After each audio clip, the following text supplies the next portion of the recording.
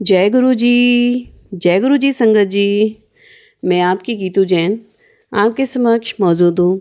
Surcharge with divine love Sukhmani aunty की किताब उसका 5वां अध्याय लेकर। गुरुजी ने मेरी बहन की शादी करवाई। आइए सुनते हैं। मेरी माँ वर्षों से भगवान से अरदास कर रही थी कि वह आए और उनकी बेटी की शादी कराने में मदद करें। वह हमेशा ऐसा दामाद चाहती थी जो शराब ना पीता हो और उनकी तरह ही धार्मिक प्रवृत्ति का हो। मेरी माँ से पहली बार मिलने पर गुरुजी ने उन्हें उस अरदास के लिए सब कुछ बताया जो वह अपनी बेटी की शादी के लिए संबंध में गुरु नानक जी से करती थी। गुरुजी ने एक दिन मेरी माँ से कहा, अपनी बड़ी बेटी की शादी कर दो।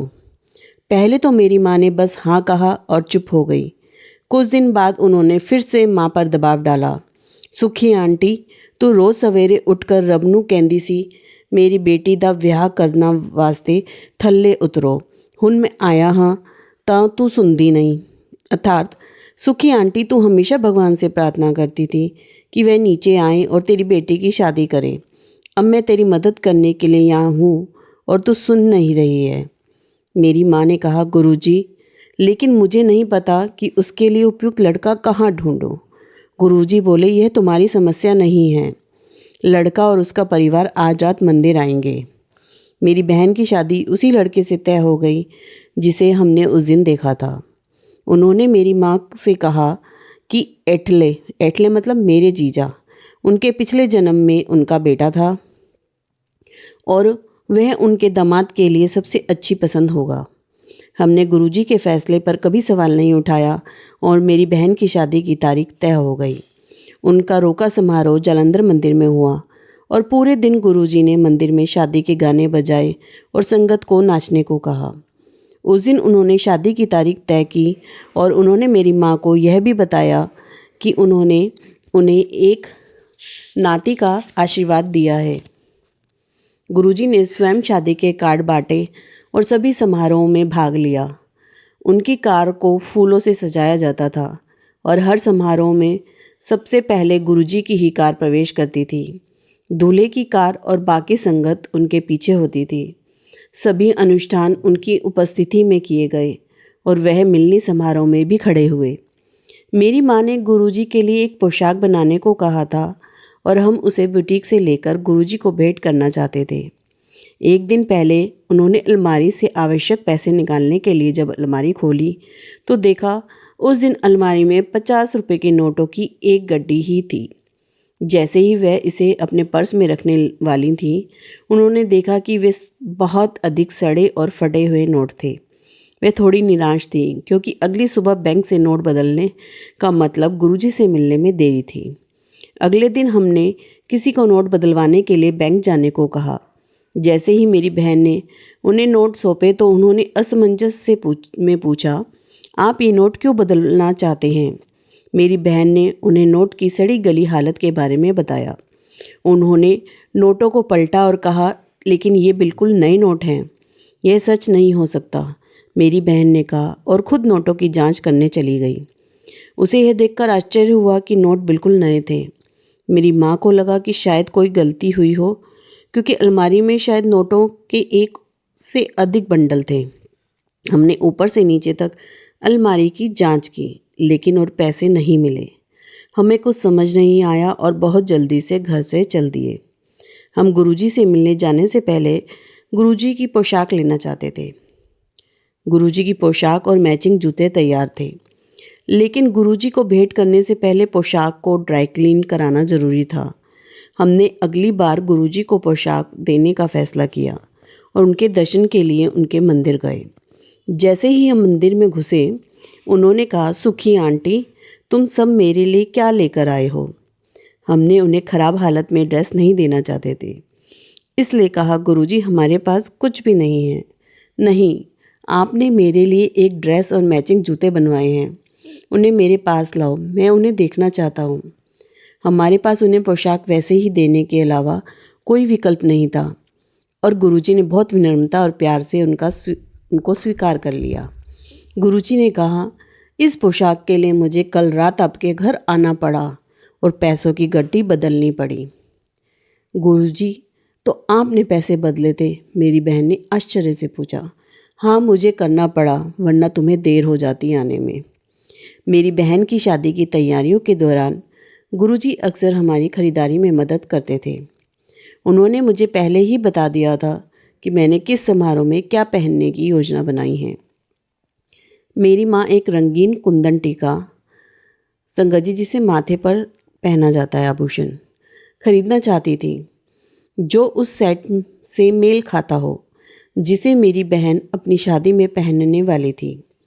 हमने इसे हर जगह खोजा, लेकिन किसी भी जोहरी के पास रंगीन कुंदन टीका नहीं था, क्योंकि सफ़ेद कुंदन अब अधिक प्रचलन में है। सुखी आंटी, क्या तुम्हारी शॉपिंग पूरी हो गई? एक दिन जब हम उनसे मिलने गए तो उन्होंने मेरी माँ से पूछा। गुरुजी, मुझे कहीं भी रंगीन कुंदन टीका नहीं मिल रहा है। मैं सभी पुराने जोहरियों के पास गई हूँ, लेकिन उनमें से किसी के पास भी यह नहीं है। मैं क्या करूँ? माँ बहुत चिंतित थी, क्योंकि हमारे पास इतना समय नहीं था कि हम उस सेट के मेल खाने के लिए विशेष रूप से एक टीका बनवा सकें। गुरुजी ने कहा, कल पटियाला जाओ और तुम्हें एक मिल जाएगा। मेरी माँ को कोई आशा नहीं थी, क्योंकि वह एक दिन पहले ही सभी ज्वेलरों के पास गई थी। अगले दिन मेरी माँ गुरुजी के कहने से फिर से पटियाला गई और परिवार के एक पुराने जोहरी ने उनके पास आकर कहा, हमें टिक्कों के कुछ डब्बे मिले हैं, खोल कर देखते हैं कि क्या उनमें कोई रंगीन कुंदन है।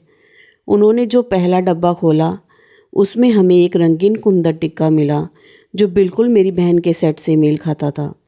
दुकान के हर कोई टीका और सेट के बीच समानता देखकर हैरान रह गया, जैसे कि वे ही कारीगर द्वारा एक साथ बनाए गए हों। शादी के एक सप्ताह पहले मेरी माँ को चंडीगढ़ की एक जानी मानी व्यवसायी महिला का फ़ोन आया और उन्होंने शादी में आमंत्रित करने का अनुरोध किया, ताकि वह भी गुरुजी से मिल सके। माँ ने स्पष्ट रूप से उन्हें आशीर्वाद लेने के लिए आने के लिए आमंत्रित किया। जैसे ही माँ ने फ़ोन रखा, गुरुजी उनके पीछे आके खड़े हो गए और उनसे पूछा कि वह किस से बात कर रही थी।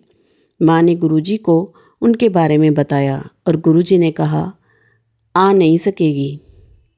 निश्चित रूप से हमें खबर मिली कि शादी के एक दिन पहले उनकी मृत्यु हो गई। 3 फरवरी शादी की तारीख थी और एक सप्ताह पहले मौसम ने करवट ली और बहुत ख़राब हो गया। ऐसा लग रहा था जैसे बारिश कभी रुकेगी नहीं, और हमने माउंट व्यू होटल चंडीगढ़ में खुले में व्यवस्था की थी। अब सभी को एक ढके हुए क्षेत्र के नीचे शामिल करने के लिए जगह तलाश करने में बहुत देर हो चुकी थी। मेरी माँ घबरा गई और गुरुजी से मिलने के लिए दौड़ी। गुरुजी, अगर मौसम इतना ख़राब रहा तो इतने सारे लोगों को कहाँ बिठाऊंगी? गुरुजी ने कहा, चिंता मत करो, 3 तारीख को मौसम अच्छा होगा और खूब धूप भी निकलेगी। निश्चित रूप से 2 तारीख को बारिश रुक गई और 3 तारीख को यह वास्तव में एक सुंदर गर्म और धूप वाला दिन था। 3 तारीख को दूल्हा पक्ष को शादी के लिए एकत्र होकर एक साथ आने से पहले एक विशेष स्थान पर गुरुजी और उनकी संगत से मिलना था। इस यात्रा के दौरान संगत में से एक महिला का हार खो गया और वह बहुत परेशान थी। वह चिल्लाहट के डर से अपने पति को कुछ नहीं बताना चाहती थी, इसलिए उसने शादी के बाद एक चुप रहने का फैसला किया। पूरी शादी के दौरान वह परेशान रही, लेकिन उसने किसी को भी नहीं बताया। विवाह के बाद गुरुजी ने अपनी संगत को आदेश दिया कि जो जालंधर से उनके साथ आए थे, वे वापस भी गुरुजी के साथ जालंधर मंदिर जाएंगे। जब यह महिला मंदिर पहुंची तो अपना हार खोने से दुखी होकर चुपचाप एक कोने में बैठ गई। गुरुजी उसके पास आए और उसका हार उसकी गोद में फेंक दिया। यल्ले आंटी, तू पूरी शादी में इसी वजह से उदास थी। गुरुजी ने उन्हें विवाह वीडियो की एक कॉपी देने का आदेश दिया था और इसलिए हमने उन्हें विवाह के सभी कार्यों के दो वीडियो कैसेट भेंट किए। 1996 में गुरुजी ने सभी संगत को कुछ दिनों के लिए मिलना बंद कर दिया था और बहुत कम लोगों को ही अनुमति दी गई थी मिलने की। बहुत संगत को तो यह भी नहीं पता था कि गुरुजी कहाँ हैं। गुरुजी अपने गांव गए हुए थे और हमारे परिवार में से केवल मेरे नाना जी को ही उनसे मिलने की अनुमति थी। 4 महीने के बाद जब उन्होंने अंततः संगत को उनसे मिलने की अनुमति दी तो मलेरकोटला में एक समारोह रखा गया और हम सभी गुरुजी से मिलने गए। मैंने देखा कि गांव के बहुत से लोग मेरे पास ऐसे मिलने आए जैसे वे मुझे बहुत अच्छी तरह से जानते हों। तू सुखमनी है ना? मुझे इस बात का कोई अंदाज़ा नहीं था कि मैं उनसे कहाँ मिली थी या वे मुझे कैसे जानते थे। बुज़ुर्ग औरतें आकर मुझे गले लगाती थीं और मुझे मेरे नाम से बुलाती थीं और मैं यह सब समझ नहीं पा रही थी। आखिरकार मैंने गुरुजी की एक भतीजी से पूछा कि हर कोई मुझे नाम से कैसे जानता है। ओह, ऐसा इसलिए है क्योंकि हर शाम हम सभी गुरुजी के पास इकट्ठा होते थे और वह आपकी बहन की शादी का वीडियो चलाते थे और जब भी आप फ्रेम में आती थी वह आपका नाम लेकर कहते, ये सुखमनी है, साडी बेटी है, चंगी कुड़ी है, इसलिए हम आपका नाम जानते हैं। वास्तव में अब हम सभी आपके परिवार को अच्छी तरह से जानते हैं। जैसे ही गुरुजी की कार कार्यस्थल पर पहुंची, हम सभी गुरुजी का स्वागत करने के लिए एक लाइन में खड़े हो गए। मैं इतने लंबे समय के बाद उन्हें देखने का बेसब्री से इंतज़ार कर रही थी। जैसे ही वह नीचे उतरे, हम सभी ने उन पर फूल बरसाए। गुरुजी मेरी माँ के पास आए और कहा, सुखी ए 4 महीने मैं तेरे लई बहुत पाठ किया है। जैसा कि गुरुजी ने पहले ही बताया था, मेरी बहन को जल्द ही एक सुंदर स्वस्थ बच्चे का आशीर्वाद मिला। मेरी बहन की गर्भावस्था के पहले कुछ महीनों के दौरान उसके टेस्ट के रिजल्ट सामान्य नहीं आ रहे थे। एक दिन उन्होंने पूछा, कहाँ दिखा रहे हो, डॉक्टर कौन है? जब हमने डॉक्टर का नाम बताया तो उन्होंने तुरंत कहा, वहाँ मत जाओ, उसके क्लिनिक में कोई मौत होगी। गुरुजी ने हमें डॉक्टर बदलने का निर्देश दिया और एक अन्य महिला डॉक्टर का पता बताया। जैसे ही हमने नए डॉक्टर के पास जाना शुरू किया, मेरी बहन के सभी टेस्ट रिजल्ट सामान्य आने लग पड़े। गुरुजी अक्सर उसे मंदिर में बुलाते और आशीर्वाद देते। उन्होंने यहाँ तक कहा कि उसे दर्द मंदिर में ही शुरू हो जाएगा। 6 फरवरी को रात 9 बजे मेरी बहन मंदिर में लंगर खा रही थी, तभी उसे दर्द शुरू हो गया। गुरुजी ने उसे आसन पर बुलाया और अंग्रेजी में एक सुंदर कविता सुनाई। उसे बस इतना याद है कि उसका जीवन और मृत्यु से कुछ लेना देना था। उन्होंने उसे आशीर्वाद दिया और हमने उसे क्लिनिक में भर्ती करा दिया। मेरी बहन का बुरा हाल था, गर्भाशय का मुंह नहीं खुल रहा था, इसलिए डॉक्टर ने आखिरकार सर्जरी करने से पहले कुछ घंटे और इंतज़ार करने का फ़ैसला किया।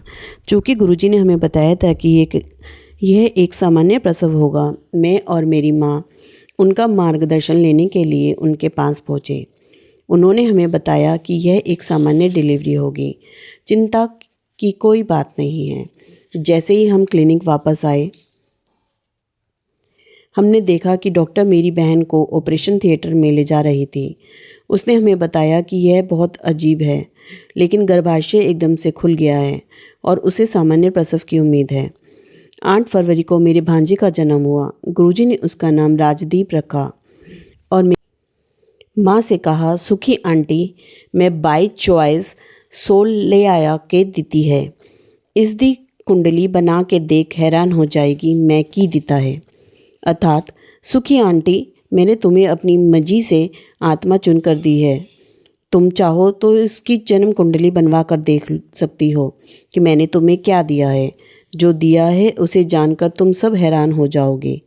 एक दिन प्रसव के तुरंत बाद गुरुजी ने मुझे अपने कमरे में बुलाया और कहा, सुखमनी, उस महिला डॉक्टर से पूछो कि क्या उसे ऑपरेशन थिएटर में कुछ महसूस हुआ था। वह तुमको बताएगी कि जब वह कोई केस करती है तो उसे थिएटर में एक मौजूदगी महसूस होती है। उन्होंने कहा, उससे पूछो कि क्या वह प्रसव कराने से पहले हाथ जोड़ती है और भगवान से प्रार्थना करती है, और उसे बताओ कि मैं पिछले कई सालों से उसका ध्यान रख रहा हूँ। डॉक्टर तो डॉक्टर होते हैं, मुझे उनसे कोई प्रतिक्रिया मिलने की बहुत उम्मीद नहीं थी। जैसे ही मैंने उनसे ऑपरेशन थिएटर में मौजूदगी महसूस करने के बारे में पूछा, मुझे उनकी आंखों में आंसू दिखाई दिए। उन्होंने मुझे बताया कि वह हमेशा भगवान से उनकी मदद करने के लिए प्रार्थना करती थी और हर बार उनको 2 अतिरिक्त हाथ उनके साथ काम करते हुए महसूस होते थे। वह ये जानकर हैरान रह गईं कि मुझे यह सब पहले से ही पता था, क्योंकि उनके परिवार को भी यह बात की जानकारी नहीं थी। यहाँ मेरा काम पूरा हो गया। कुछ ही समय बाद वह महिला डॉक्टर गुरुजी की अनुयायी बनी गई। केवल वह ही नहीं, पूरा स्टाफ गुरुजी का अनुयायी बन गया और अपने ऑफ ड्यूटी दिनों ने उनके मंदिर में बैठा देखा जाता था। मुझे यहाँ बताना होगा कि पिछले नर्सिंग होम में जहाँ हमें मेरी बहन को ले जाने के लिए मना किया गया था, उसी तारीख को एक डिलीवरी हुई। बच्चे की मौत हो गई और माँ की हालत इतनी गंभीर थी कि उसे पीजीआई अस्पताल ले जाना पड़ा। तब मुझे समझ में आया कि नर्सिंग होम क्यों बदला गया और गुरुजी ने क्यों कहा था कि वहाँ मृत्यु होगी। राजदीप बचपन से दूध नहीं पीता था और यह मेरी बहन के लिए बहुत निराशाजनक था। उसने गुरुजी से इस बारे में पूछने का फैसला किया। वह उसे अपने साथ चंडीगढ़ में गुरुजी के मंदिर ले गई और उनके चरणों में रख दिया। गुरुजी, यह दूध नहीं पीता, मैं क्या करूं?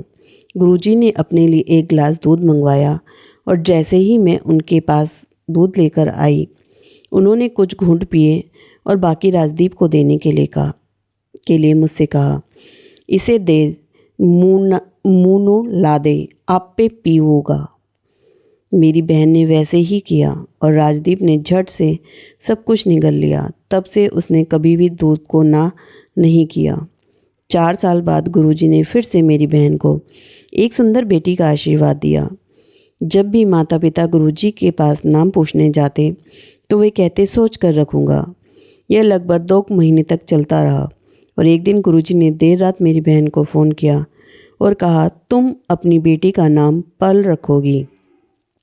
उसे पर्ल के अलावा किसी अन्य नाम से नहीं बुलाना। हीरे में भी खामियां होती है, लेकिन मोती शुद्ध होता है। मैं गुरुजी को हमें ये बच्चे देने के लिए धन्यवाद देती हूँ, क्योंकि वे हमारे जीवन में बहुत सारी खुशियाँ लेकर आए। जय गुरुजी, शुक्राना गुरुजी, अनंतम अनंतम शुक्राना। गुरुजी ने जैसे उनकी लाइफ में ब्लेस दिया, लाइफ ब्लेस की, बच्चे ब्लेस की, वैसे गुरुजी सबको करते रहना। सब संगत नूं प्यार देना गुरुजी, सरबत दा भला करना। जय गुरुजी, शुक्राना गुरुजी। संगत जी, आप मेरे साथ इसी तरह मेरे चैनल पर बने रहें, अपना प्यार और लाइक करते रहें। अगर मेरा चैनल सब्सक्राइब नहीं किया हो तो सब्सक्राइब ज़रूर करें। जय गुरुजी, शुक्राना गुरुजी, लख लख बार शुक्राना।